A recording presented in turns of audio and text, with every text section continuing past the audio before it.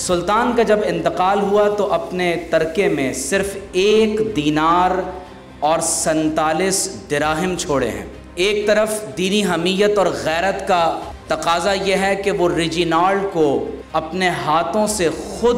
سزا دیتے ہیں کہ اس نے حرمین شریفین اور حضور علیہ الصلوۃ والسلام کی نعوذ باللہ توہین کا ارتکاب کیا، اور دوسری طرف نرم دلی کا معاملہ یہ ہے کہ جب ایک کرسچن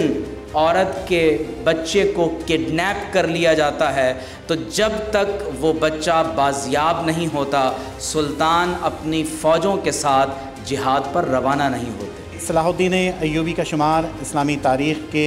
ان سلاطین اور جرنیلوں میں ہوتا ہے جنہوں نے انتہائی نازک وقت میں مسلمانوں کی رہنمائی کی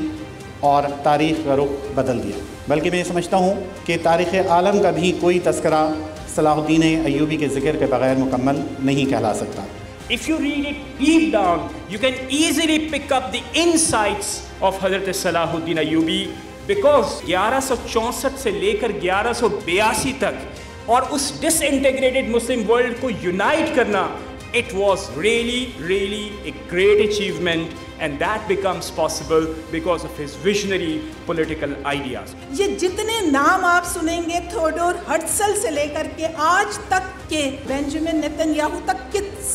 سب ایتھیسٹ ہیں، انہیں مذہب سے کچھ لینا دینا نہیں ہے۔ یہ زیونسٹ جو آج مظلوم بنتے ہیں، یہ آج کے سب سے بڑے جارح اور آج کے سب سے بڑا قبضہ گروپ ہے جس کے اگینسٹ ہمارے نہتے فلسطینی شہری بیچارے مارے جا رہے ہیں۔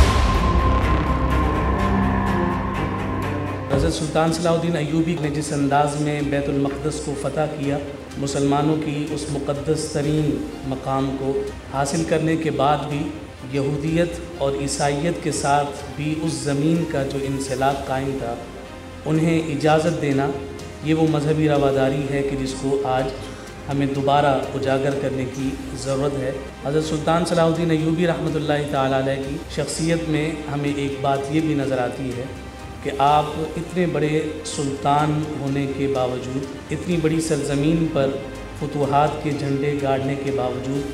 اگر ذاتی اعتبار سے آپ کو دیکھا جائے تو آپ صرف سلطان نہیں بلکہ اپنے وقت کے ایک بہترین متقی اور پرہیزگار شخصیت بھی نظر آتے ہیں کہ جن کا سینہ خوف خدا سے ہمیں بھرا ہوا نظر آتا ہے۔ یہ وہ زمانہ تھا کہ جب سلجوق سلطنت، فاطمی سلطنت موجود تھے اور عقلی اعتبار سے محال معلوم ہوتا تھا کہ بیت المقدس مسلمانوں کا قبلہ چھن جائے، باوجود کثرت کے نہیں روک سکے کیونکہ ہم متحد نہیں تھے۔ جب یہ تزویج ہوئی تو اللہ نے ایک فرزند دیا، یوسف، جس کو تاریخ کہتی ہے صلاح الدین ایوبی۔ جب سلطان صلاح الدین ایوبی نے بیت المقدس کو فتح کیا اور انگلستان کی تمام فوجیں امٹ آئیں، حدیث کے مطابق یہ وہ مقام ہے کہ اگر یہاں 2 رکعت نفل پڑھ کر دعا کی جائے تو اللہ تعالیٰ ان دعاؤں کو رد نہیں فرماتا۔